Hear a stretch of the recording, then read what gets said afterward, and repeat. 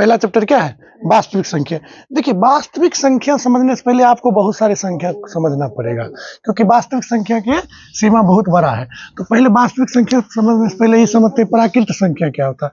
एक मैं गोला बनाता हूँ, एक क्या बनाता हूँ? गोला। तो जैसे गोला के अंदर आ जाएगा प्राकृत संख्या, क्या आ जाएगा? प्राकृत संख्या। और प्राकृत संख्या गिनती की संख्या कहते हैं, 1 2 3 4 5 6। मतलब दुनिया में जो भी प्राकृत में है, जैसे कि मान लो कि गाछ है, एगो गाछ है, 2 गाछ है, 3 गाछ है, मतलब दुनिया में जो चीज सर्वाइव करता है और उसको हम काउंट कर सकते हैं। जैसे मोबाइल पर वीडियो बना रहे हैं, तो क्या मोबाइल है? एक मोबाइल है। आप लोग 4 स्टूडेंट अभी फिलहाल बैठे हो, तो क्या स्टूडेंट हो? 4 गो। तो 4 प्राकृत संख्या। क्यों? क्योंकि आप प्राकृतिक में हो, इसलिए संख्या क्या होती है? गिनती की संख्या को बोला जाता है प्राकृत संख्या। शून्य प्राकृत संख्या नहीं होगा, कोई चीज शून्य नहीं होता है ना, कोई भी संख्या शून्य थोड़ी होता है। शून्य एक ध्यान होता है, ध्यान, चेतना जिसको बोलते हो, है ना। ज्यादा लेक्चर बड़ा नहीं लेंगे, इतना बात समझ लो, जो चीज हम गिन सकते हो वो प्राकृत संख्या। प्राकृत संख्या को हमें प्राकृत में जो चीज उपलब्ध है उसको 1 से गिनते हैं। तो 1 है क्या है? 1 से शुरू होने वाली संख्या को प्राकृत संख्या कहते हैं। मम्मी बुला रही, जाओ जाओ, मम्मी बुला रही है, जाओ ने, चुप भाग, जो जो जो। अप्राकृत संख्या का प्राकृत संख्या आएगा। अप्राकृत संख्या से तनिक बढ़ाओगे तो आ जाएगा पूर्ण संख्या। क्या आ जाएगा? पूर्ण संख्या। इतना जान लो कि प्राकृत संख्या अधूरा था, तो क्या है? पूर्ण संख्या है। पूर्ण संख्या में क्या आता? 0 आता है, 1 2, मतलब 0 सहित गिनती की संख्या को क्या कहेंगे? पूर्ण संख्या। अब पूर्ण संख्या से तनी ऊपर बढ़ेंगे तो आ जाएगा पूर्णांक। क्या आ जाएगा? पूर्णांक। तो पूर्णांक किसे कहेंगे?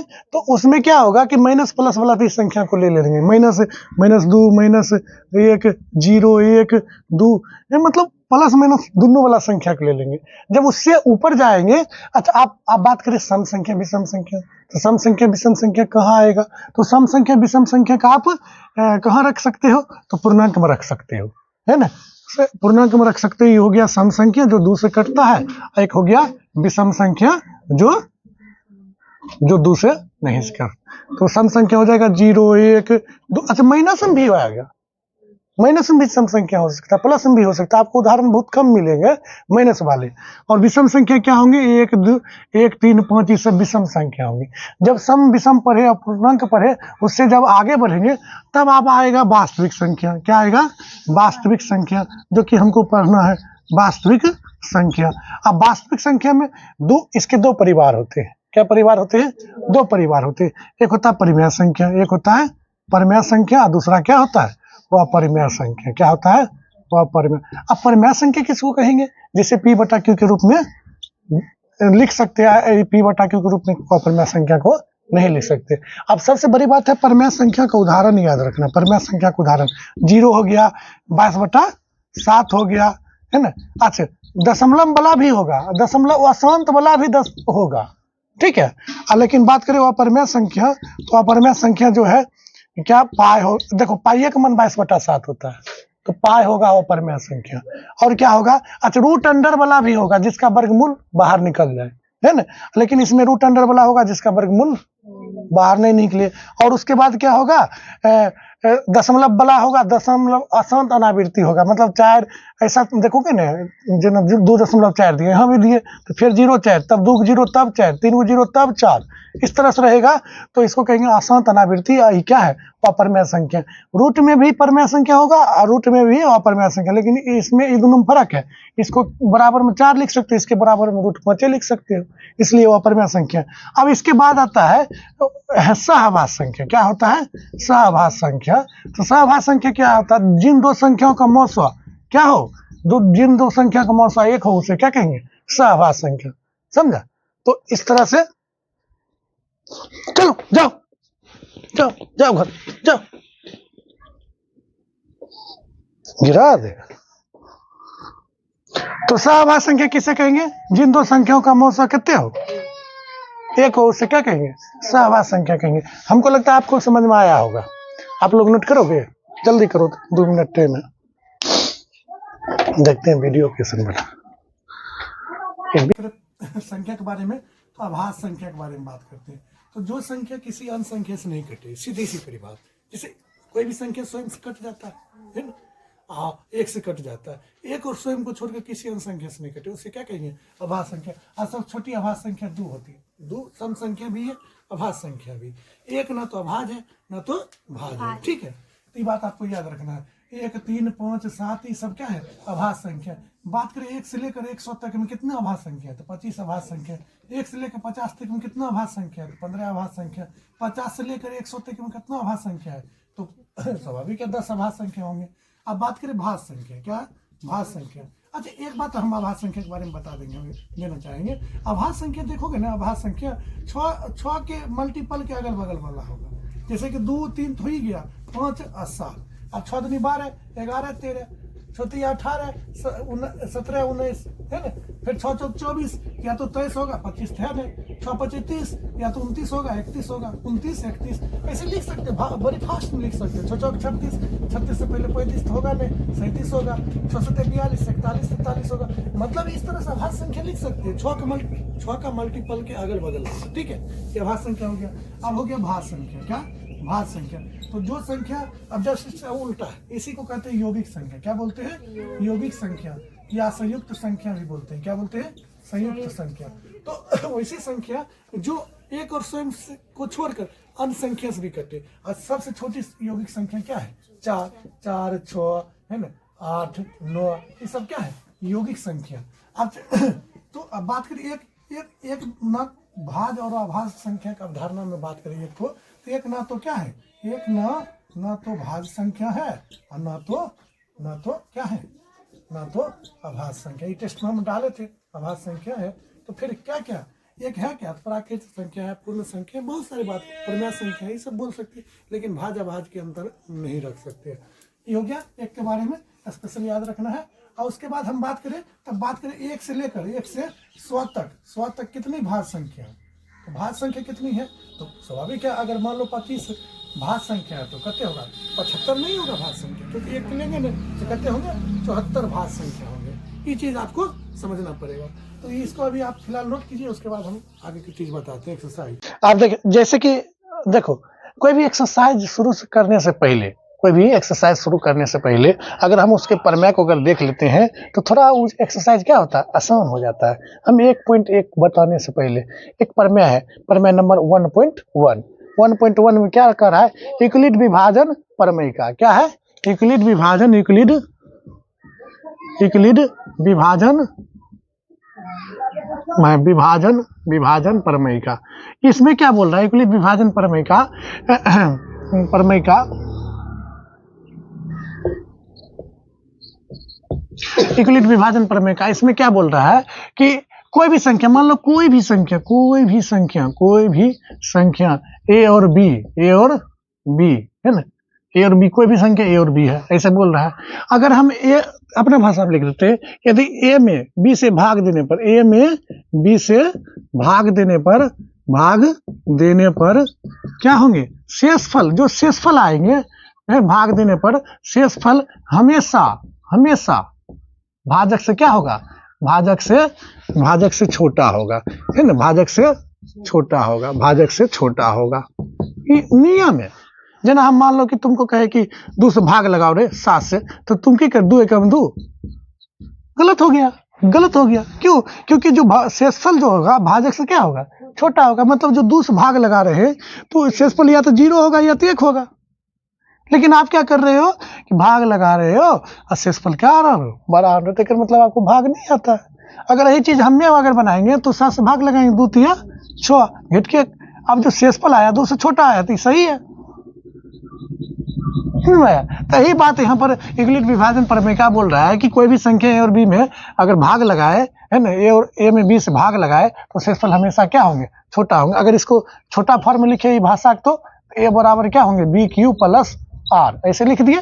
b जहां भाजक है, और r का मान क्या होंगे? r का मान b से छोटा होंगे। किससे छोटा होंगे? b से छोटा होंगे, लेकिन एक के मतलब b से, देखो यहाँ पर लिखेंगे r का मान, जहां r का मान क्या होंगे?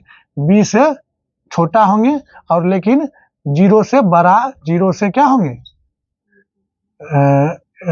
r का मान यहाँ देखते हैं, r का मान ऐसे लिखल रहेगा परीक्षा में, 0 से बड़ा या बराबर, लेकिन r का मान, किसका मान? आर का मान, लेकिन भाजक से क्या होंगे, छोटा देंगे। इतनी को बात आपको परीक्षा में पूछेगा कि ये कौन कथन सही है, तो यहाँ पर ध्यान रखना, 0 से बड़ा या बराबर आर का मान होंगे, लेकिन भाजक से क्या होंगे, हमेशा छोटा होंगे। यहाँ पर बराबर मार नहीं देना, ये गलत हो जाएगा। यहाँ बराबर होगा ना, बड़ा या बराबर, लेकिन बी से क्या होंगे, छोटा होंगे। ये यूक्लिड विभाजन प्रमेय का है। इसको थोड़ा फिलहाल अभी नोट कीजिए, उसके बाद हम आपको 1.1 का दूसरा नंबर क्वेश्चन बताएंगे।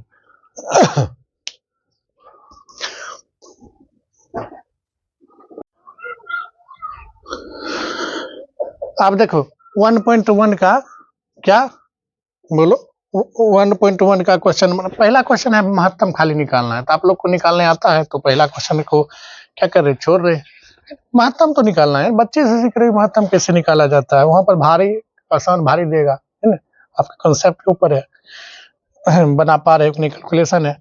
तो क्वेश्चन नंबर 2 अगर पढ़ते हैं तो कह रहा है कोई भी धनात्मक पूर्णांक जो होता है, धनात्मक पूर्णांक 6q + 1, 6q + 3 या 6q + 5 के रूप में होता है। अगर इस तरह के क्वेश्चन है ना सिद्ध करने, तो आप लोग क्या करो, आराम से कोई देखो, एक कॉन्सेप्ट होता है, उसको बता देने के बाद आपको उसी प्रोसेस से बनाना होता है। ठीक है, तो हम बता रहे हैं कि मान इसको इस तरह से क्वेश्चन बनाने के लिए मानोगे, माना कि कोई संख्या ए और, है ना, कोई धनात्मक, चूंकि धनात्मक संख्या की बात है तो यहाँ पर लिखो कोई भी धनात्मक संख्या ए और क्या है, बी है। कोई जो चीज रहेगा, है ना, वो चीज मान लेंगे। धनात्मक बोल रहा था, धनात्मक, और जहाँ क्या है, जहाँ ए बड़ा है कौन चीज से, बी से। अब ए में क्या करेंगे, बी से भाग देने पर, ए में बी से भाग देने पर, तो ए में अगर 20 भाग देंगे तो हम जानते हैं ए बराबर क्या होंगे, BQ + R। ए में अगर 20 भाग देंगे, जहाँ अब यहाँ पर जब ई मान लिए तो साथ में यो मानना पड़ेगा, बी बराबर कितने हो, 6 हो, बी बराबर कितने हो, 6 हो। चूंकि 6 उसमें दिया है, 6q सिद्ध नहीं करना है, 6q + 1 या 6q + है ना 3 या 6q + 5 के रूप में होता है कोई विषम संख्या, इसे सिद्ध करना है ना। तो हम 6 से मान लेंगे बी बराबर, अब लिखेंगे बी बराबर 6 मान रखने पर जो चीज माने रखने पर, तो क्या होंगे, ए बराबर क्या होंगे, 6q + बोलो R। जैसे यहाँ भाजक का मान पता चलेगा तो आर का मान हम जानवे करते हैं, आर का मान क्या होगा, 6 से छोटा होगा, तो आर बराबर क्या होंगे, 0 1 2 3 4 5। ठीक है, क्या हो जाएगा, हाँ। तो यदि आप वही मान धीरे धीरे करके बैठा दो, यदि आर बराबर 0 हो तो ए बराबर क्या होगा, बोलो 6q + 0, मतलब ए बराबर क्या होगा, 6q। और 6q देखो 2 से भाग लग रहा है ना, इसको लिख सकते हो, ए बराबर 2 × 3q, जो कि क्या है, एक सम संख्या है। क्या है, सम संख्या है। फिर उसी तरह से यदि r बराबर क्या हो, यदि r बराबर 1 हो तो ए बराबर क्या होगा, तो ए बराबर क्या होगा, 6q + 1। ये देखो, ये तो 2 कट रहा है, लेकिन ये नहीं कट रहा है, ये हो गया विषम संख्या। क्या हो जाएगा, विषम संख्या। यदि r बराबर क्या हो, 3 हो, है ना, हो तो ए बराबर क्या होंगे, 6q + 3। अब 3 कॉमन आएगा, 2 कॉमन नहीं आएगा, इसलिए 2 पहले, सॉरी 2 रखते हैं ना, एक के बाद 2 होता है ना, 2 एक रखे 2 रखे, अब 2 रखेंगे तो क्या, फिर 2 कॉमन आएगा, 3q + 1। देखो पूरा संख्या 2 से कट रहेगा, इसलिए क्या हो गया, ये सम संख्या होगा। कौन संख्या होगा, सम संख्या। यदि फिर r बराबर क्या हो, r बराबर 3 हो तो ए बराबर क्या होगा, बोलो 6q + 3। अरे 3 कॉमन आएगा ना, 2 कॉमन थोड़ी आएगा, तो ये भी क्या होंगे, बोलो कौन संख्या होंगे, विषम संख्या। यदि r बराबर क्या हो, इसी तरह से मान रखो, यदि r बराबर 4 हो तो ए बराबर क्या होंगे, 6q + 4। इसमें 2 कॉमन आ जाएगा, 3q + 2, है ना, जो कि क्या हो, बोलो सम संख्या। उसी तरह से यदि r बराबर क्या हो, यदि r बराबर 5 हो तो ए बराबर क्या होगा, बोलो 6q + 5, जो कि क्या, ये तो 2 कट रहा है, नहीं कट रहा है, तो इसलिए कौन सी होगा, विषम संख्या। कौन सी संख्या होगा, विषम संख्या। तो हम देखते हैं, लिखेंगे, हम देखते हैं, लास्ट में लिख दो, हम देखते हैं कि, है ना, कोई विषम धनात्मक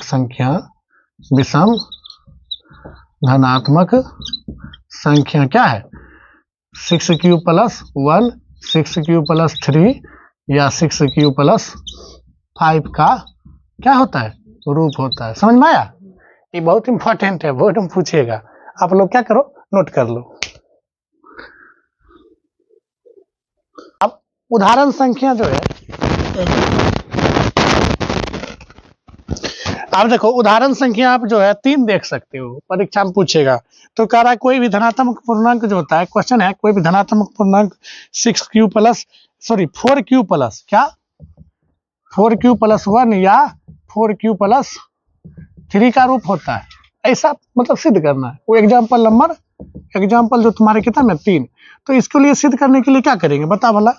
इसके लिए भी क्या करेंगे, मानेंगे। माना, जैसे माने थे, माना कि कोई धनात्मक पूर्णांक, धनात्मक विषम पूर्णांक भी बोल सकते हो। धनात्मक पूर्णांक क्या है बोलो?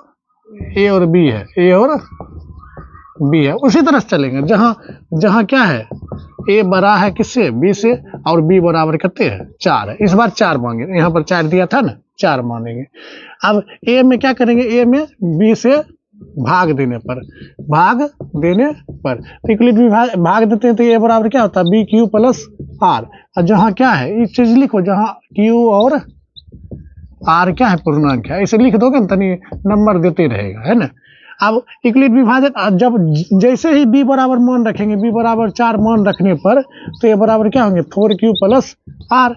तो इक्वलिट विभाजन प्रमेय का क्या बोलता है, इक्वलिट लिखेंगे, इक्वलिट विभाजन डिवीजन प्रमेय का लीमा से, है ना, आर का मान ऑटोमेटिक पता चल जाएगा। क्या हो जाएगा, 0 1 2 3। अब यदि आर बराबर क्या हो, यदि आर बराबर 0 हो, तो ए बराबर क्या होंगे, 4q प्लस 0, 4q प्लस 0 क्या होगा, 0। तो ए बराबर क्या होंगे, 4q जो कि सम संख्या है। यदि आर बराबर क्या हो, 1 हो, तो ए बराबर क्या होंगे, 4q प्लस बोलो 1 जो कि विषम संख्या है। यदि आप आगे क्या करेंगे, यदि आर बराबर क्या हो, 2 हो, तो क्या होंगे, ए बराबर 4q प्लस 2 जो कि सम संख्या है। यदि आर बराबर क्या हो, ऐसे लिखो, यदि आर बराबर 3 हो, तो ए बराबर क्या होगा, 4q प्लस 3 जो कि विषम संख्या है। तो हम देखते हैं कि लिखेंगे लास्ट में, हम देखते हैं कि कोई विषम संख्या क्या होता है, 4q प्लस 1 या 4q प्लस 3 क्या रूप होता है। अच्छा, एक बात इसी में हम क्लियर कर देते हैं। यहाँ पर इस विषम ने दिया है, क्वेश्चन यूं भी बना सकता है, सम मतलब दिखाइए कि कोई भी सम संख्या 6q या 6q प्लस 2 के रूप में होता है। कहाँ गया 2 वाला, 6q प्लस 2 के रूप, तो उसका भी प्रोसेस सही होगा, लेकिन लास्ट में क्या करना, ये चीज बदल देना। हम देखते हैं कि कोई भी सम संख्या इतना 6q या 6q प्लस 4q या 4q प्लस 2 के रूप में होता है, ऐसे लिख सकते हो ना। तो जरूरी नहीं है कि ये अलग क्वेश्चन हम देकर आपको समझाएं, बस इतना हम समझा दिए कि अगर विषम भी संख्या देगा तो इसी प्रोसेस से बनेगा, लेकिन लास्ट के बाद आपको क्या कर देना है, चेंज कर देना है। हो गया है आपका आंसर, आया समझ में? तो इस तरह से इसको नोट करो। तो उधर बैठो, इधर वीडियो बन रहा है। उदाहरण बताया और दूसरा क्वेश्चन बताया 6q प्लस 1 6q प्लस 3, ये वाला जो बताया है ना। उसी तरह से क्वेश्चन नंबर 4 है, 1.1 का क्वेश्चन नंबर 4 है। इसमें क्या करना, वर्ग करना है। क्या करना है, वर्ग करना है। बात वहीं पर पूछेगा, लेकिन ये एग्जाम में पूछेगा नहीं, है ना, इसीलिए इसको छोड़ रहे हैं। उसी तरह से क्वेश्चन नंबर 5 है, इसको क्यूब करना है, घन करना है, तो ये भी बन जाएगा। हम पिछले वाला वीडियो में बनाए थे, तो अगले साल हम बनाए थे, तो अभी फिलहाल इसको छोड़ रहे हैं क्योंकि बोर्ड की दृष्टि से नहीं है, आपको बोर्ड की दृष्टि से पढ़ाया जाएगा अभी फिलहाल। तो आप बात करें क्वेश्चन नंबर 3, तो क्वेश्चन नंबर 3 कुछ हो नहीं, 2 गो सेना की टुकड़ी है, एक सेना की टुकड़ी में 616 है ना सेना है, और एक सेना की टुकड़ी में 32 सेना की टुकड़ी है, और दोनों को एक ही साथ मार्च करवाना है, एक ही साथ मार्च करवाना है। तो कह रहा है कि अधिकतम स्तंभों की संख्या क्या होंगे जो दोनों सेना की टुकड़ी को क्या कर दे, मतलब सेट कर दे। स्तंभ बोलते समझते, लाइन को बोलते हैं, इसी के लाइन को बोलना है। क्या करना है, लाइन की कितने लाइन होगा, तो वही स्तंभ की संख्या अगर निकालना है, क्या निकालना है, स्तंभों की संख्या को निकालना है। तो दोनों से ना इस एचसीएफ क्या कर देना, 616 है, और क्या करना है, 32 का एचसीएफ निकाल देना है। तो एचसीएफ आ जाएगा 8। स्तंभों की संख्या क्या होंगे, है ना। स्तंभों की संख्या बोलो, स्तंभों की संख्या क्या होंगे, स्तंभों की संख्या कितने होगा 8, ये आपका आंसर। अब बात करें क्वेश्चन नंबर 4, तो ही बोल रहा है कि कोई भी धनात्मक पूर्णांक का वर्ग जो होता है 6 प्लस क्या होता है 3 या 6 इस तरह से है, तो आप लोग बना सकते हैं। क्वेश्चन नंबर 5 भी उसी तरह से बना सकते हैं। तो इसको फिलहाल अभी नोट कर लो, हम उसके बाद हम बातचीत करते हैं। पहले इसको नोट करो।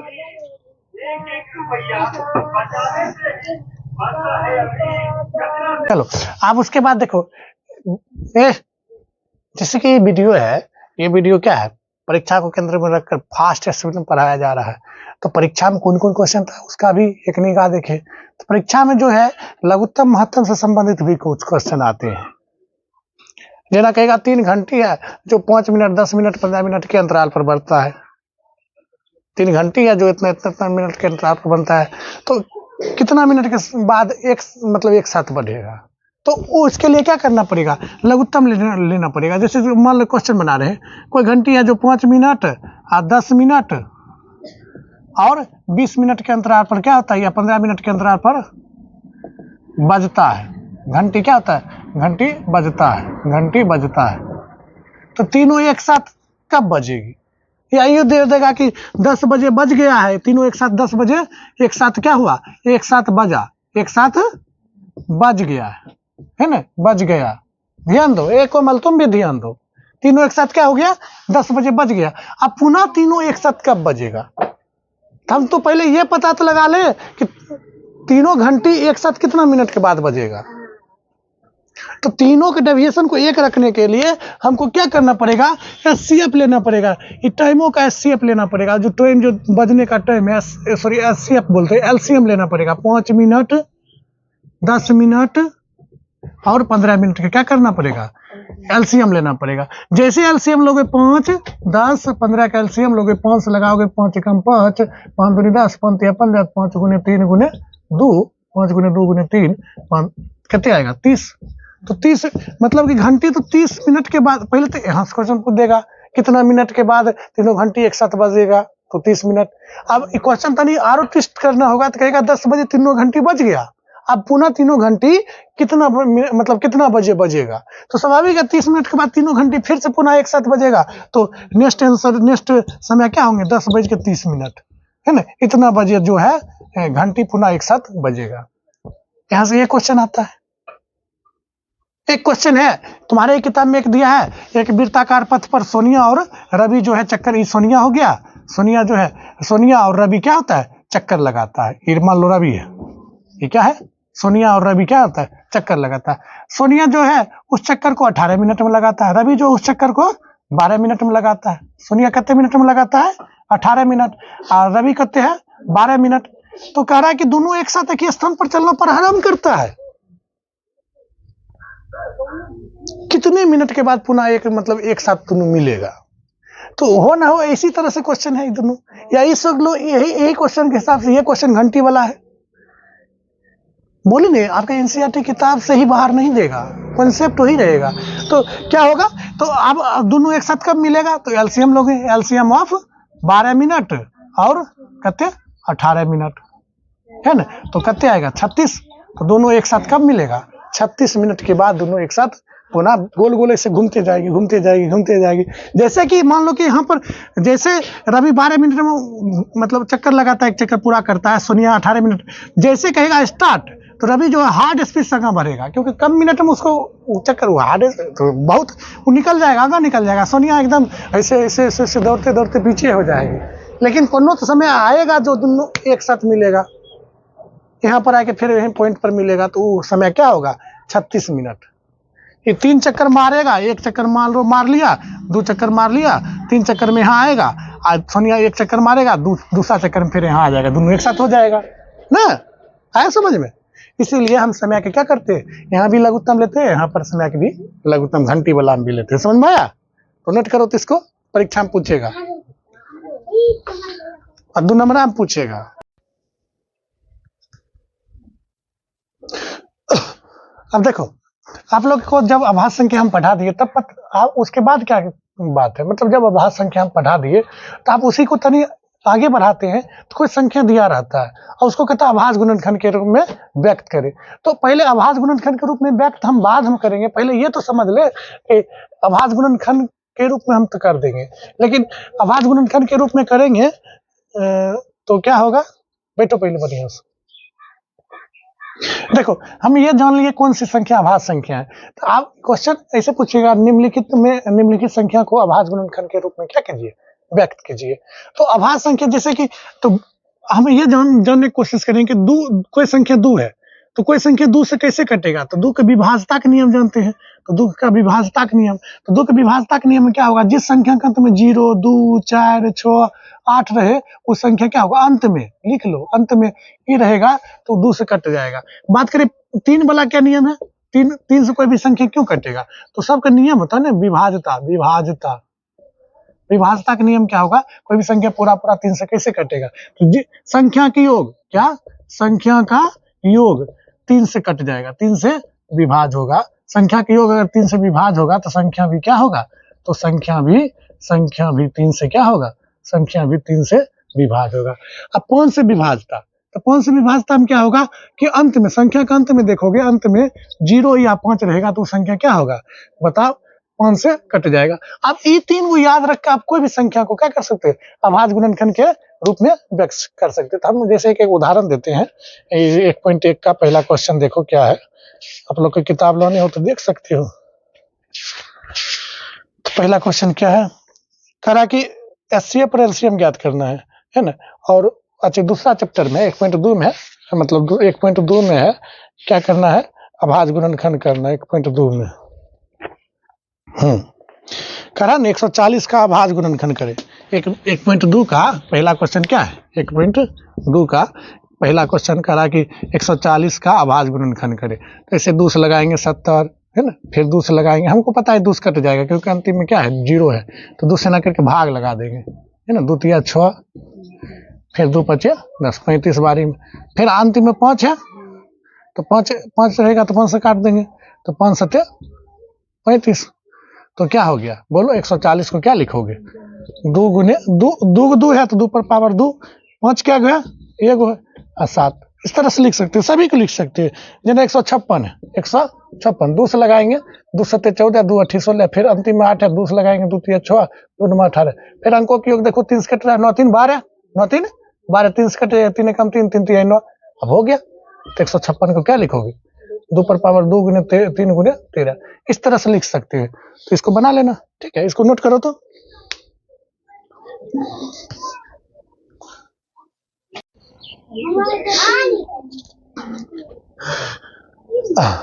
अब उसके बाद कह रहा है कि 2 संख्या दिया है, क्या दिया है, एक क्वेश्चन देखें, क्वेश्चन नंबर 4, 1.2 का क्वेश्चन नंबर क्या है 4, देखो 1.2 का क्वेश्चन नंबर 4। तो क्वेश्चन नंबर 4 कह रहा है 2 संख्या का एचसीएफ। देखो आप लोग को क्या प्रॉब्लम है, ऐसा कहा क्वेश्चन क्या करता है एनसीईआरटी, मतलब क्वेश्चन छाप देता है एग्जामिनर, और आप लोग क्या होते हैं, डर जाते हो, क्या होते हो, डर जाते हो। नो ऐसे दे दिया और तब बोल रहा है कैल्शियम निकालना है, क्या निकालना है, कैल्शियम निकालना है, किसका 306 और 657। ये अगर दे दिया ना आप लोग को लगेगा बाप रे इतने भारी है, क्या ना करे। अरे कुछ नहीं है, फॉर्मूला क्या होता है, 2 संख्या का गुणनफल बराबर एचसीएफ गुने ए गुने बी बराबर है ना एलसीएम गुने एचसीएफ, है ना। 2 संख्या क्या है, एगो 306 और 657, एलसीएम कितने दिया है, ये एलसीएम नहीं है एचसीएफ है। एलसीएम मान लो कि एक्स मान लेते हैं, या एलसीएम लिख दो, एचसीएफ कितने दिया है 9, अब गुना में निजा कुंची में होगा बटा, ये 100% पूछेगा तुमको, ये 100 नंबर में क्वेश्चन रहेगा लेकिन रहेगा जरूर। 9 3 27 बाकी 3 9 4 36, 34 गुने 657 बराबर एलसीएम, एलसीएम बराबर क्या होगा, गुना की हो, इसका आंसर होगा गुना करके। आया समझ में, इतना आसान क्वेश्चन है, लेकिन आप लोग को नहीं समझ में आता है। भगवान से प्रार्थना करेंगे कि इस जन्म में समझ में आए। 3 नंबर क्वेश्चन देखो 3 नंबर क्वेश्चन देखो, अभाज्य गुणनखंड विधि से 2 नंबर में पूछेगा। विक्रम ध्यान दे रहा है, कौन पर मारेंगे तो ये सब वीडियो रिकॉर्ड होगा आप तुम्हारा, विक्रम का नाम। तो कराभाज गुणनखंड विधि द्वारा एचसीएफ और एलसीएम ज्ञात करना है। देखो एक हम बताएंगे, है ना। देखो जैसे चावल पकता है तो क्या सब चावल को चेक करते हो सिजले कि नहीं, एक उसी तरह से एक बताएंगे, तीनों एक ही रकम है। तो क्या कर रहा है कि 12, 15 और 21, 12, 15 और 21 को क्या करना है, पहले अभाज्य गुणनखंड करना है। तो 12 क्या लिखोगे, ऐसा का वाला उत्तम वाला 6 फिर 2 से 3, 2 गुना 3। 15 क्या लिखोगे भाई, 3 गुना 5। इसका क्या लिखोगे, 3 गुना 7। अच्छा पहले एचसीएफ निकालो। जब एलसीएम एचसीएफ तो तीनों में क्या मिल रहा है, तीनों में 3 मिल रहा है, एचसीएफ वही होगा जो तीनों में मिलेगा। एलसीएम क्या होगा, जो तीनों में मिलेगा ओकरा तो पहले लिख दो। तीनों मिल रहा है, 3 एचसीएफ जो होगा वो तो मिलवे करेगा तीनों में। अब बच क्या गया, ये दोनों। आप देखो ये दोनों में कुछ मिल रहा है, नहीं मिल रहा तो दोनों होगा, इसका आंसर 2 गुने 2। फिर ये 5 बच गया, 5 होगा। ये 7 बच गया, क्योंकि 7, क्योंकि देखो ऐसा इसलिए करते हैं कि एलसीएम जो होता है दी हुई संख्या से कटना चाहिए। एचसीएफ में क्या होता है कि दी हुई संख्या को काटने वाला होना चाहिए। देखो अर्थों को समझो, एचसीएफ क्या होता है, दी हुई संख्या को काटने वाला होना चाहिए। एलसीएम क्या होता है कि दी हुई संख्या से कटने वाला होना चाहिए, छोटी से छोटी संख्या। इसलिए छोटी से छोटी संख्या हम लिख रहे हैं। अब इसको जब मल्टीप्लाई करोगे तो क्या होगा, 3 दूनी 6 दूनी 12, 12 पच्चीस 60 और 6 सत्ते 42, 420।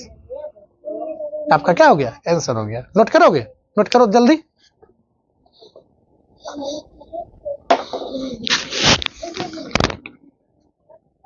आएंगे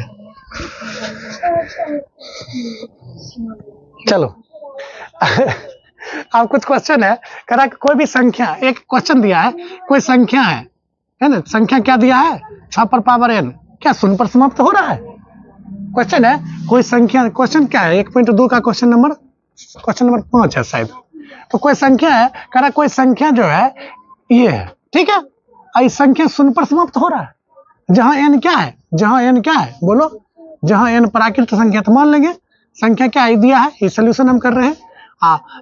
n क्या है, n प्राकृत संख्या है, n प्राकृत संख्या है। तो प्राकृत संख्या क्या कहते हैं, गिनती की संख्या को कहते हैं। तो 1 2 3 4 डॉट डॉट डॉट। यदि सुनो, यदि n बराबर 1 हो तो संख्या बराबर क्या होगा, 6 पर पावर 1 मतलब 6। यदि n बराबर क्या हो, यदि n बराबर 2 हो तो संख्या बराबर क्या होंगे, 6 पर पावर 2 मतलब 36। यदि n बराबर क्या हो 3 हो तो संख्या बराबर क्या होंगे, 6 पर पावर 3 मतलब 216, है ना। यदि n बराबर, सुनो, यदि n बराबर 4 हो तो संख्या बराबर क्या होगा, 6 पर पावर 4 मतलब क्या होगा, जो 1296 शायद होगा। तो हम देखते हैं कि इकाई अंक क्या आ रहा है, बोलो। n का मान बदल रहे थे लेकिन इकाई वो संख्या का मान क्या हो रहा है, 6 इकाई अंक आ रहा है। तो लिखेंगे, हम देखते हैं क्या, हम देखते हैं कि संख्या 6 पर पावर n का मान का इकाई अंक है ना, 0 पर समाप्त नहीं हो रहा है। जानते ये तुम्हें भी आया, बहुत भी आया क्वेश्चन, एग्जाम में डायरेक्ट पूछेगा, ऑनलाइन और क्वेश्चन पूछता है। तो आप लोग क्या करो, इसको नोट करो, जल्दी नोट करो। तो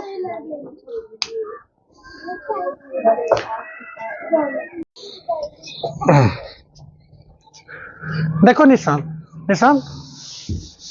अब एक हम परम्या पढ़ते हैं, परम्या नंबर 1.2। परम्या नंबर 1.2 में बोलता है, क्या बोलता है कि किसी भी भाज्य संख्या को अभाज्य गुणनखंड के रूप में लिख सकते, किसी भी भाज्य संख्या को अभाज्य गुणनखंड के रूप में, अभाज्य गुणनखंड के रूप में लिख सकते हैं। यही परम्या है। जैसे 4 है, 4 को क्या लिखोगे, 4 गुणनखंड करोगे, 2 गुने 2 क्या लिखोगे, 2 गुने 2।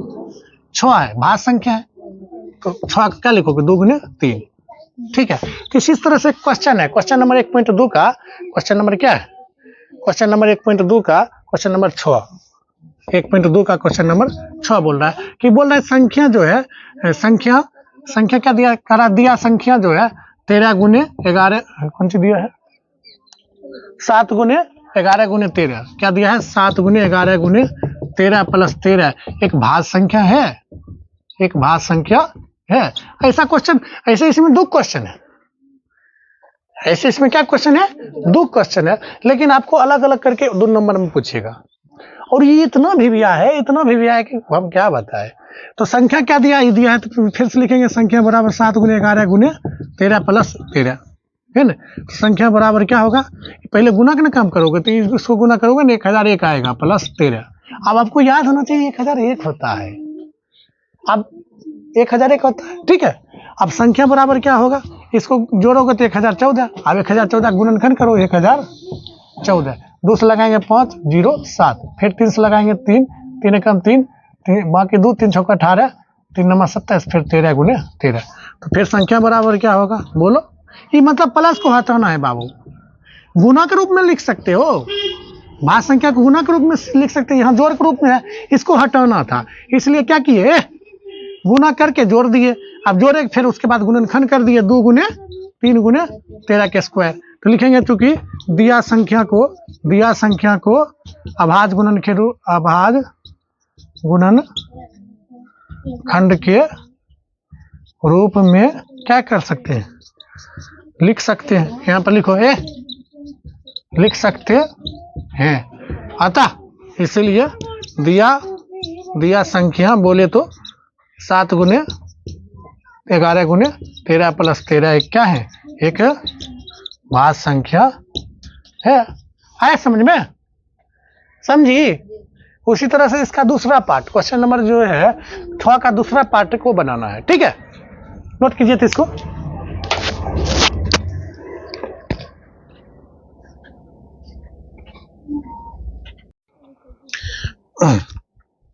देखो जी, देखो आप जो है 1.3 में क्या बोल रहा है, 1.3 एक्सरसाइज 1.3, तो 1.3 में एक प्रमेय है, 1.3 प्रमेय, उसमें यह सिद्ध करना होता है कि √3 एक अपरमेय संख्या है, √5 एक अपरमेय संख्या है ना।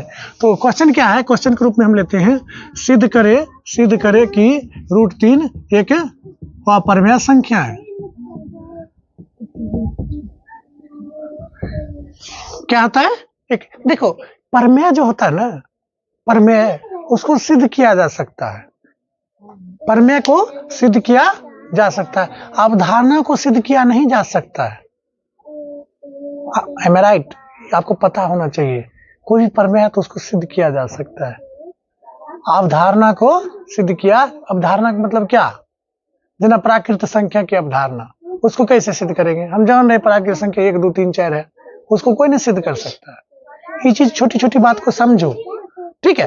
तो उसको रटा जा सकता है, अवधारणा को रटा जा सकता है, इसलिए कहते कुछ बात को रटो, बार बार पढ़ो, उससे याद हो जाए, वो चीज आपके अंदर आ जाएगा। लेकिन आप लोग हो तो ना रटेंगे क्यों, हम पढ़वे नहीं करेंगे, भले फेल हो जाए। चलो, तो इसको सिद्ध करने के लिए हम उल्टा सोचेंगे, मान लेंगे, माना कि √3 एक क्या है, प्रमेय संख्या, क्या है, प्रमेय संख्या है। जब प्रमेय संख्या तो हम जानते हैं प्रमेय संख्या को P बटा Q के रूप में लिख सकते, तो √3 बराबर P बटा Q, जहां हाँ P और Q क्या है, पूर्णांक है, P और Q क्या है, पूर्णांक है, जहां Q बराबर नॉट 0 और P और Q क्या है, P और Q सभाज्य संख्या है, अच्छा सभाज्य संख्या का मतलब हुआ कि सिर्फ P और Q का मौसा एक होगा, मतलब सिर्फ एक ही कटेगा, है ना, ऐसा मतलब बात बोले, है ना, कॉमन डिफरेंट क्या होगा, एक होगा, इस दोनों का मौसा लोगे तो एक आएगा, सभाज्य संख्या है। ये बात को क्या किए, लिख दिए ब्रैकेट में। आप क्या करेंगे, दोनों जैसे जैसे करेंगे ना वैसे ही वैसे करना है, कुछ छोड़ना नहीं तो कट जाएगा, 2 नंबर में पूछता है। दोनों तरफ क्या करेंगे, दोनों तरफ वर्ग करने पर, है ना, तो दोनों तरफ वर्ग करने पर √3 के स्क्वायर बराबर P स्क्वायर बटे Q स्क्वायर, तो √3 के स्क्वायर, देखो √3 के स्क्वायर गया, रूट गया, तो P स्क्वायर बटे Q स्क्वायर। अब क्रॉसिंग गुना करेंगे, है ना, इसको इधर से गुना करेंगे, है ना, तो 3Q स्क्वायर बराबर P स्क्वायर, तो Q स्क्वायर बराबर क्या होंगे, P स्क्वायर बटे 3। देखो चूंकि जो है, ध्यान दो, अगर P स्क्वायर 3 से विभाज्य है, 3 से विभाज्य है, इसलिए P भी जोर से बोलो पल्लवी, P भी 3 से विभाज्य है। दुनिया वाला को बता दो कि हाँ भाई हम पढ़े, है ना, P भी क्या है, 3 से विभाज्य है। तो देखो आप कहोगे कैसे, पूछोगे सर जी कैसे आप बोल सकते कोई भी संख्या, अब मान लो कि कोई संख्या है, मान लो 9 है, या मान लो 81 है, 81 किसका स्क्वायर है, 9 का स्क्वायर है, है ना, 9 का स्क्वायर होता है ना। तो ये देखो 3 से विभाज्य है, ये 3 से भाग लगाओगे 27, तो ये भी 3 से भाग लगाओ 3 आएगा ना।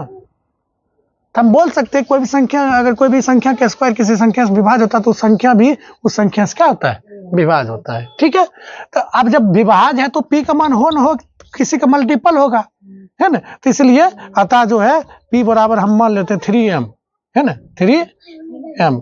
m कहाँ, m क्या है, m धनात्मक पूर्णांक है, m क्या है, धनात्मक पूर्णांक है, ऐसा मान लिए। जब m धनात्मक पूर्णांक है, ठीक है, तो m का मान यहाँ रख दो, ये समीकरण सीधा है, इसको समीकरण 1 रख दो। समीकरण फर्स्ट में m का मान रखने पर, तो m का मान क्या रखेंगे, यहाँ पर सीधा समीकरण है 3q प्लस 3m का होल स्क्वायर। ठीक है, ये लड़का यहाँ पर पहले समीकरण लिख देते, नहीं तो आप लोग को समझ में आएगा नहीं। तो ये p की जगह पर क्या रखेंगे, 3m का स्क्वायर जो हम माने हैं, ध्यान दे रहा है। तो 3q का स्क्वायर बराबर 3 का स्क्वायर 9 m स्क्वायर।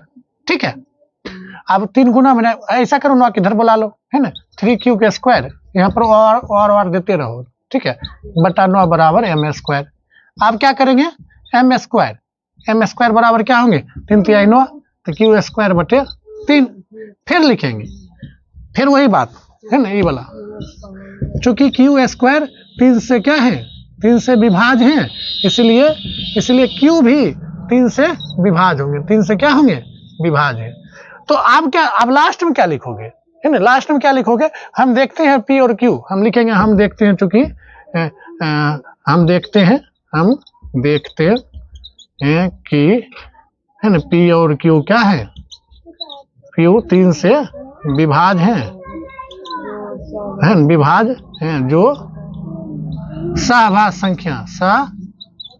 अभाज्य शुरू में जो माने थे अभाज्य संख्या होने का क्या कर रहा है, होने का विरोध कर रहा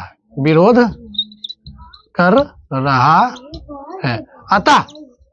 अतः है ना, √3 क्या है, एक अपरिमेय संख्या। मतलब शुरू में हम जो माने थे वो होना चाहिए, फुलफिल होना चाहिए, नहीं है, तो इसीलिए नहीं है। क्यों नहीं है, क्योंकि हो ना हो यही चोर है, क्या है, चोर है। तो √3 अपरिमेय संख्या, ऐसा सिद्ध हो गया। समझ में आया, हमको लगता है आपको समझ में आया होगा, नोट करो।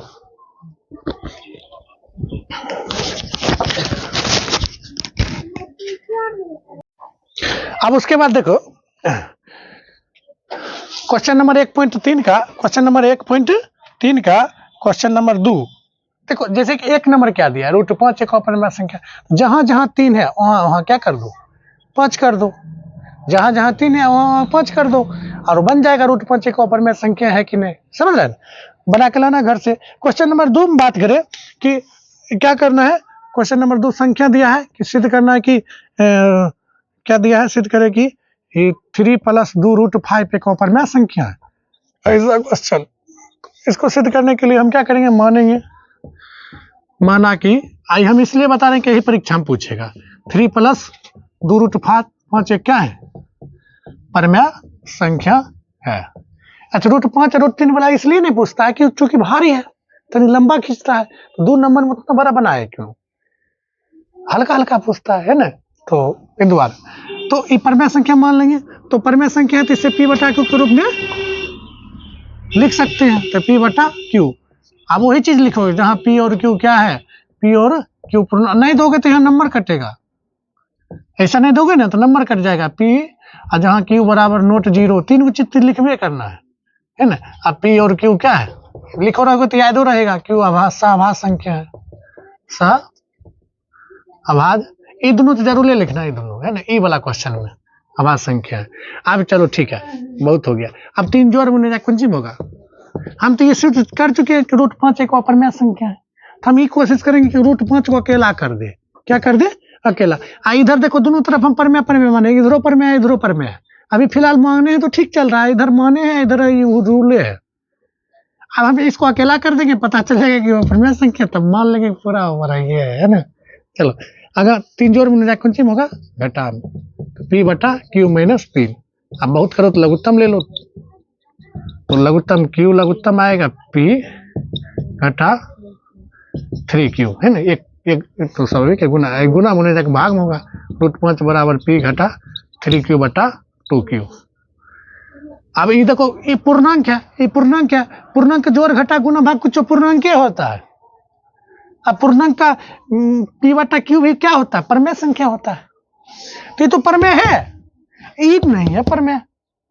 तो लिखेंगे, चूंकि हम जानते हैं या हम जानते हैं या सिद्ध कर चुके हैं, ऐसे लिख लो, हम सिद्ध कर चुके हैं कि √5 क्या है?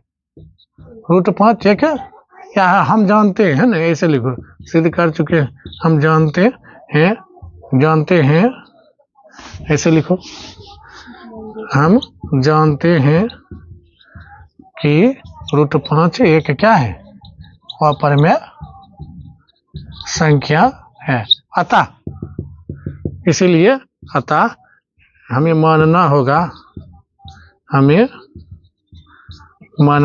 होगा कि क्या, जो ऐसे भी लिख सकते हो, यानी भाषा परमेय संख्या और अपरमेय संख्या है, जो है ना, जो परमेय संख्या के बराबर, ये परमेय संख्या जी है, ये कौन सी है? परमेय संख्या। तो जो ये अपरमेय संख्या, ये परमेय संख्या, जो परमेय संख्या के बराबर, परमेय संख्या के बराबर नहीं हो सकता है। अतः इसीलिए है ना, हमें मानना होगा, भाषा पर नंबर देगा। लास्ट में आप क्या लिखते हो, कितने सुंदर से लिखते हो, ये मैटर रखता है, ये सब बना देगा। छठियारा जिसका हुआ ना वो बना देगा, लेकिन हमको लगता है आप भी नहीं बनाओगे ये चीज, लेकिन ये चीज बनाना सीखो, कुछ नहीं जोड़ घटा किए। हमें मानना होगा कि रूट कौन सी है, जो क्वेश्चन है 3 + 2√5 क्या है? एक अपरमेय संख्या है। ये आपका क्या हो गया? आंसर हो गया। नोट करो तो इसको।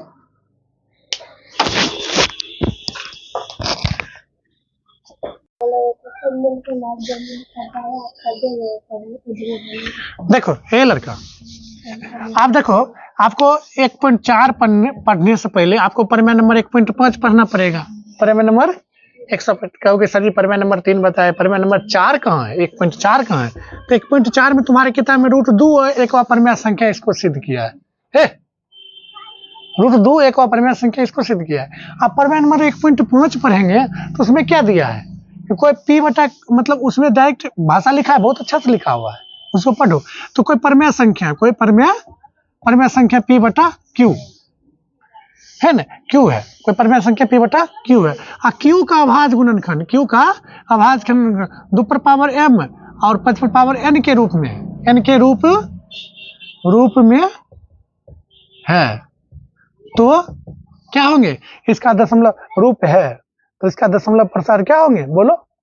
इसका दशमलव P बटा Q का दशमलव प्रसार क्या होंगे? P बटा Q का दशमलव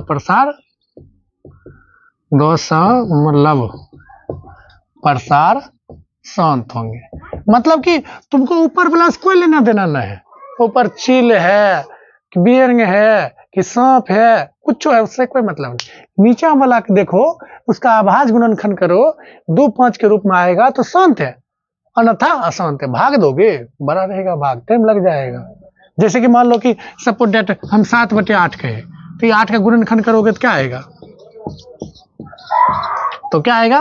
2 आ रहा है, तो दशमलव प्रसार क्या होगा? सर कहोगे सर जी 2 तो आ रहा है, 5 कहाँ आ रहा? नहीं आ रहा, तो ऐसे 2 पर पावर 3 5 पर 0 लिख दो, 2 या 5 ना आया क्या? तो दशमलव प्रसार क्या होंगे सर? अब बिना भाग लगा, ऐसे तो भाग लगाओगे ऐसे करके, नहीं लगा 0.0 8 8 64 है ना, घट के आएगा कितना? 6.0 8 7 56 घट के 4 फिर 0 8 5 चल। आपको ये नहीं अच्छा ये पता है ना कि दशमलव 2 तरह का होता है। दशमलव क्या तरह का होता है? 2 तरह का होता है, एक होता है शांत, एक होता है अशांत। अब इसमें भी होता है, एक होता है अशांत अनावृत्ति, मतलब अशांत आवृत्ति। आवृत्ति मतलब कि बार बार वही चीज, एक चीज रिपीट होगा। हो गया अशांत अनावृत्ति। यहाँ पर क्या होगा? अशांत, बोलो जी, अशांत अनावृत्ति है ना। अब इसका उदाहरण शांत, जैसे 2.4 शांत हो गया है ना, और ये अशांत क्या होगा? 2.44 देंगे तो ये अशांत हो गया। आई ऐसे करेंगे 2.4 0 4 2 0 तब 4 3 0 तब 4 डॉट डॉट, तो ये शांत हो गया। ये तो परमेय संख्या होता है। क्या होता है? परमेय संख्या होता है। ये परमेय संख्या होता है। आई की होता है वो अपरमेय संख्या होता है। ये बात याद रखना, फिर से रिवीजन हो गया। तो बिना भाग दिए हम ये समझा रहे हैं, बिना भाग दिए आप क्या कर सकते हो, ये बता सकते हो कि शांत है कि अशांत, शांत है कि अशांत। तो ये पहला आपके चैप्टर में यही चीज है, पहला क्वेश्चन अगर देखो तो यही चीज है। अच्छा, दूसरी बात, अब फिर प्रमेय नंबर 1.6 क्या बोलता है? प्रमेय नंबर 1.6 क्या बोलता है कि कोई यही चीज है ना, रूप में नहीं है, मतलब कोई प्रमेय संख्या p बटा क्यू है, क्यू का भाज्य गुणनखंड 2 पर पावर 5 और 5 पावर n के रूप में नहीं है, तो उसका दशमलव प्रसार क्या होंगे? बोलो, दशमलव प्रसार क्या होंगे? अशांत होंगे। क्या होंगे? अशांत होंगे। क्या होंगे? अशांत होंगे। तो जैसे कि एक उदाहरण हम देते हैं कि जैसे कि 13 बटा, पहला क्वेश्चन दिया 13 बटा 31/25। अब 31/25 गुणनखंड करोगे ना तो 13 बटा क्या होंगे? 5 गुने 5 गुने 5 गुने 5, जो कि 5 5 आ रहा था, दशमलव प्रसार क्या होंगे? शांत होंगे। फिर दूसरा क्वेश्चन क्या दिया है?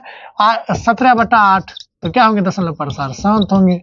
फिर तीसरा क्वेश्चन दिया है 64 बटा 455, इसका गुणनखंड करो। जैसे 455 का क्या करो? गुणनखंड 2 से 5 से अंतिम में 5 है तो 5 से कटेगा, 5 9 45, फिर 63 51। देखो 5 के अलावा कुछ और आ रहा, तो इसका दशमलव प्रसार क्या होंगे? अशांत होंगे। क्या होंगे? अशांत होंगे। इसी तरह से बना सकते हो, इसी तरह से क्या कर सकते हैं? बना सकते हो।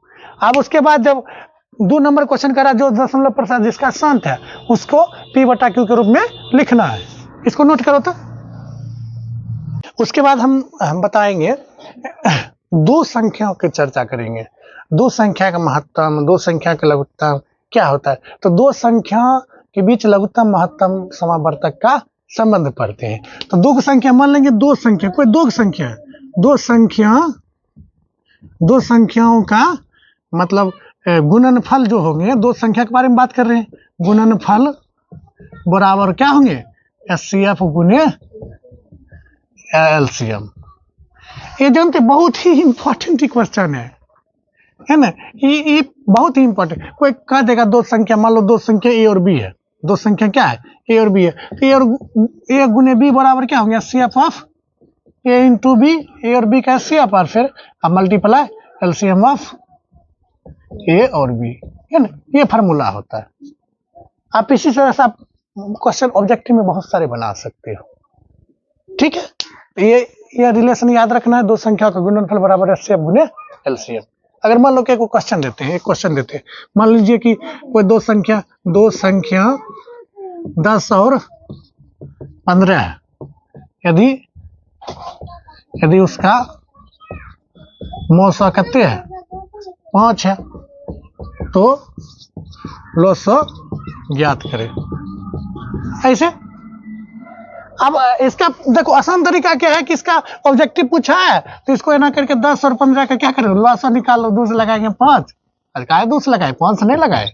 5 दूनी 10, 5 या 15, 5 गुने 2 गुने 3, 30 आया।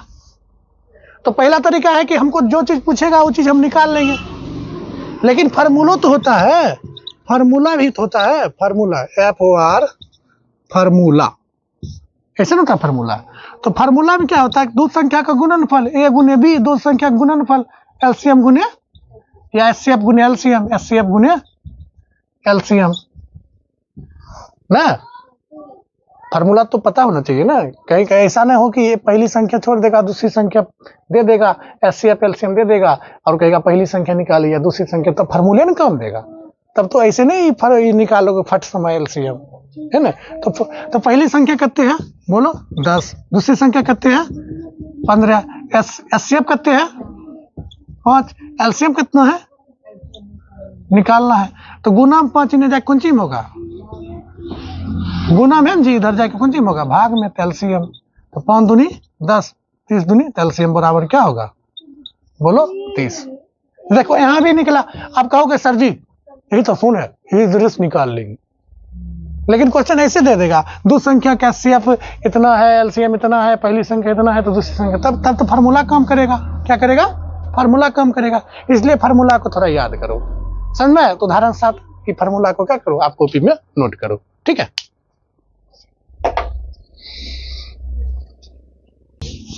चलो क्वेश्चन नंबर 4.4 का क्वेश्चन नंबर अगर दूसरा की चर्चा करें तो बोल रहा है कि दो जो शांत है ना, जो शांत है उसी को पी बटा क्यू के रूप में बदलो, परमेय संख्या में बदलो जो शांत है।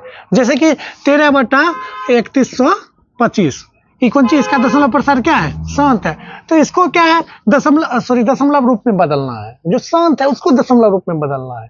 तो हम क्या बोले थे, 13 बटा इसका क्या आया था, 5 पर पावर क्या आया था, 4 आया था, 5 पर पावर 4। कुछ तो लॉजिक है, कुछ तो लॉजिक है कि शांत ब्लॉक करा कि दशमलव में बदले।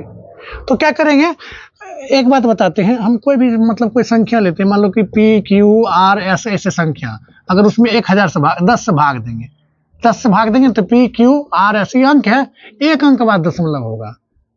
अगर पी क्यू आर एस में 100 से भाग देंगे तो क्या अंक बाद दशमलव पड़ेगा, इधर से गिनो, 2 अंक बाद दशमलव, पी क्यू दशमलव आर एस, फिर पी क्यू आर एस 1000 से भाग देंगे क्या अंक बाद, 3 को सुनना है जी, 1 2 3 3 लड्डू है तो 3 अंक बाद दशमलव, इनमें से गिनो, भाग में क्या होता है, पी दशमलव क्यू आर एस, फिर पी क्यू आर एस अगर 10,000 से भाग देंगे तो क्या अंक बाद, 4 अंक यहाँ पर दशमलव आएगा, पी क्यू आर एस 1 2 3 4 यहाँ दशमलव आएगा। ये नियम है, मतलब 10 से भाग, 100 से 1000 से भाग देने का नियम है कि दशमलव स्थापित कर सकते हैं। हम भी क्या करेंगे, अच्छा 10 आता कैसे, 1 10 आता है 2 गुने 5 से, 100 कैसे आता है तो 2 को 2 से और 2 को बोलो 2 को 5 से। 1000 कैसे आता है, 1000 तो 2 को 3 को 2 से या 3 को 5 से, है ना। 10,000 कैसे आता है तो 4 को 2 से 4 को 5 से। तो यहाँ पर 4 को 5 तो है पर 4 को 2 नहीं है तो गुना कर देंगे।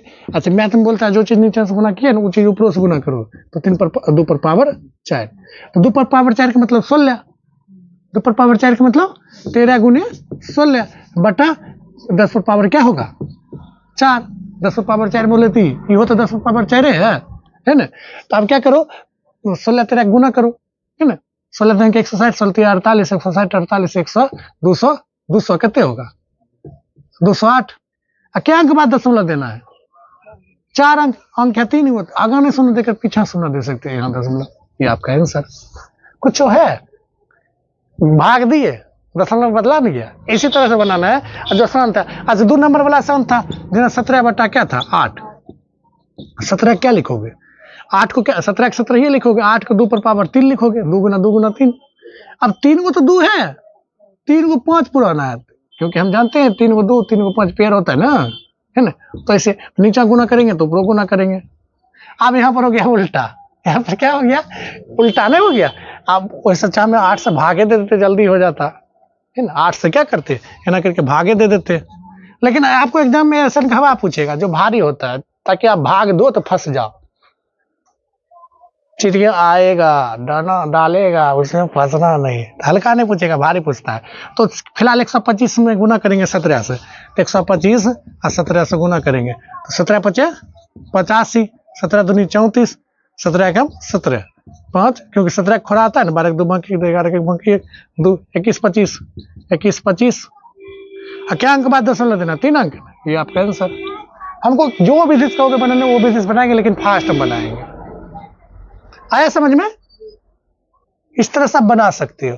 आप क्वेश्चन नंबर अगर बढ़ते हैं, क्वेश्चन नंबर अगर 3 की चर्चा करते हैं साथ ही साथ, तो क्वेश्चन नंबर 3 की चर्चा करते हैं, क्वेश्चन नंबर 3, तो क्वेश्चन नंबर 3 यहाँ चर्चा कर देते हैं इतना दूर में। पहले इसको उतार लो, इसको क्या करो उतारो तब चर्चा करेंगे।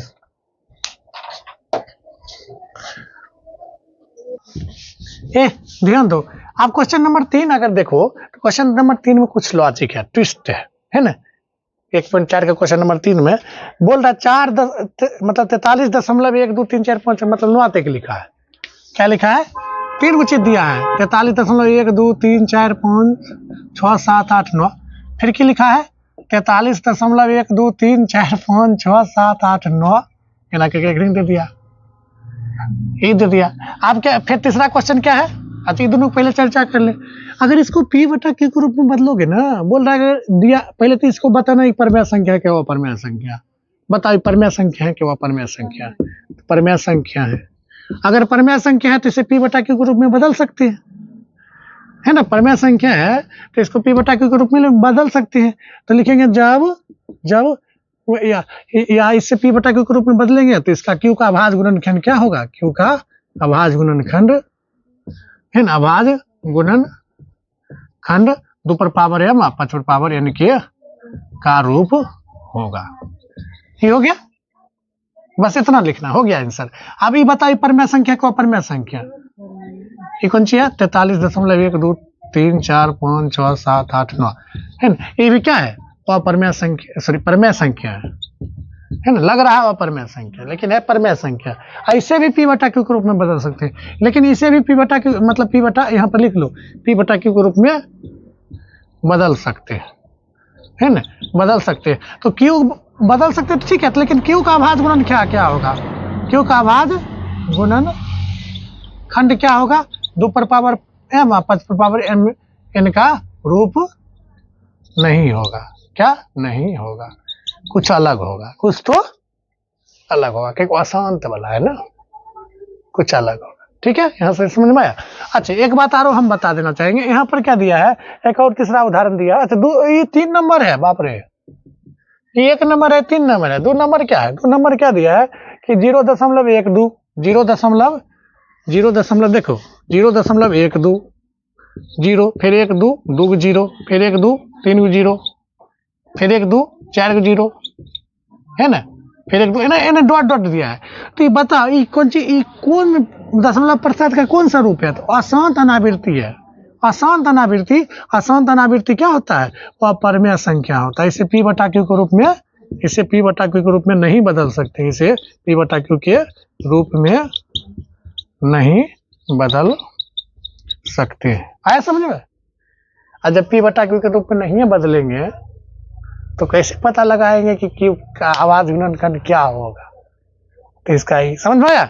इसको नोट करो, यहाँ से 1 नंबर पूछेगा।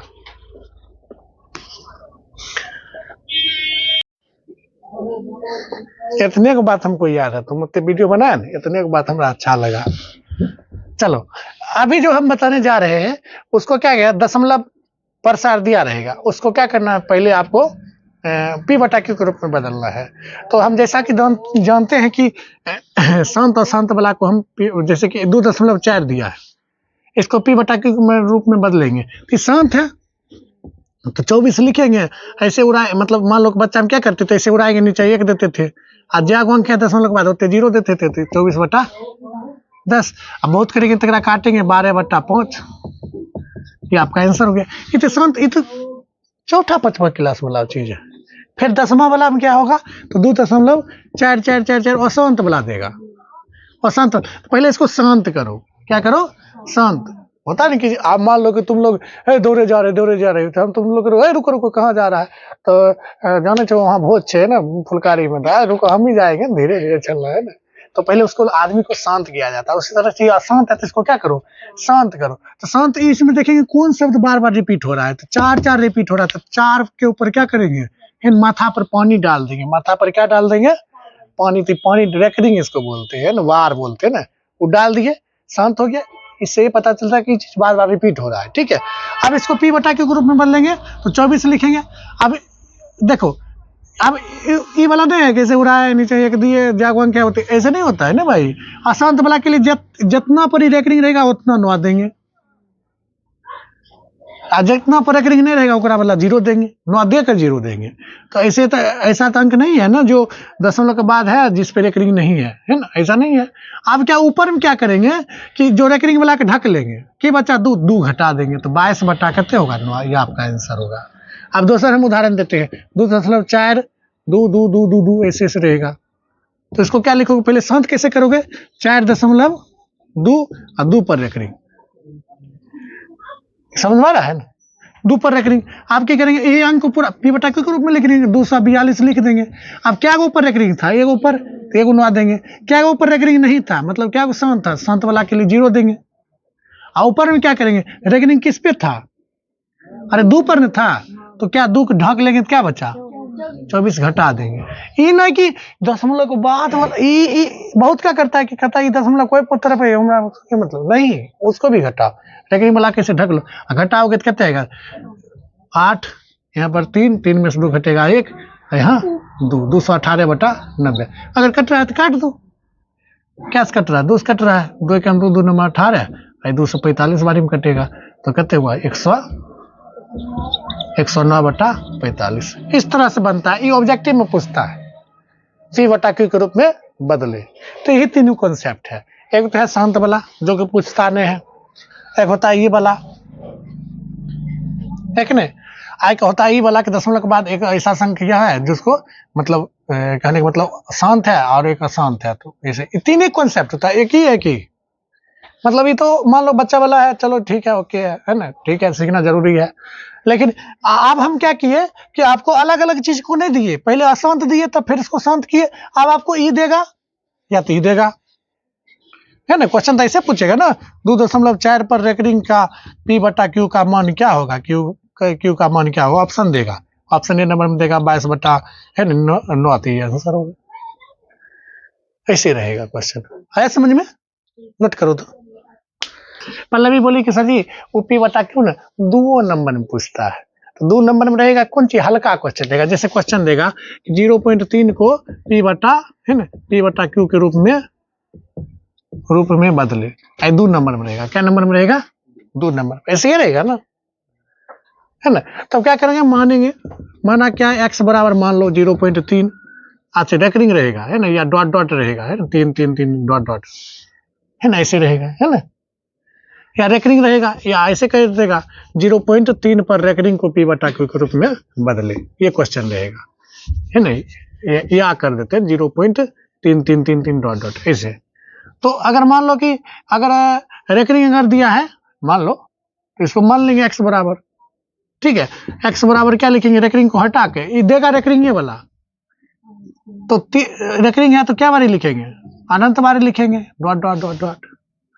आप क्या करेंगे, दोनों तरफ 10 से गुना करेंगे, ये वो संख्या अगर है तब, 2 संख्या रहता है 100 से गुना करते, तो दोनों तरफ क्या करेंगे 10 से गुना करेंगे, नम्मा की चीज है करने पर, तो 10 से गुना करेंगे, 10x बराबर, इसको समीकरण 1 मान लो, तो इधर भी क्या होगा, 10 अगर इधर भी गुना करिए 10x होगा, इधर गुना करेंगे तो 1 अंक दशमलव आगे होगा, 3.333333 ऐसे है कि नहीं। अब क्या होगा, 10x बराबर, इसको की लिखोगे 3 दशमलव है ना, इसको अलग करके लिख सकते 0.333 जोड़ोगे तो उतना ही आएगा। अभी समीकरण 1 लिखेंगे, तो समीकरण 1 से x का मान रखने पर, x का मान रखने पर, तो 10x बराबर क्या होगा 3, इसका मान कितने है x है, तो x लिख देंगे, जोड़ में x नहीं कौन सी में होगा, घटा में 3, तो 9x बराबर क्या होगा, बोलो 3, तो x बराबर क्या होगा 3 बटा बोलो 9, तो क्या होगा x बराबर 1/3, है ना। तो संख्या लिखेंगे, संख्या 0.3 पर रेकरिंग बराबर 1/3 है, आपका क्या हो गया, आंसर हो गया। कोई काटेगा 2 नंबर, ऐसे करेगा, ऐसे करेगा, 2 नंबर दे देगा, क्योंकि नम्मा वाला चीज है, लेकिन 10वां पूछता है, तो आप लोग नोट करो, नहीं बनता है।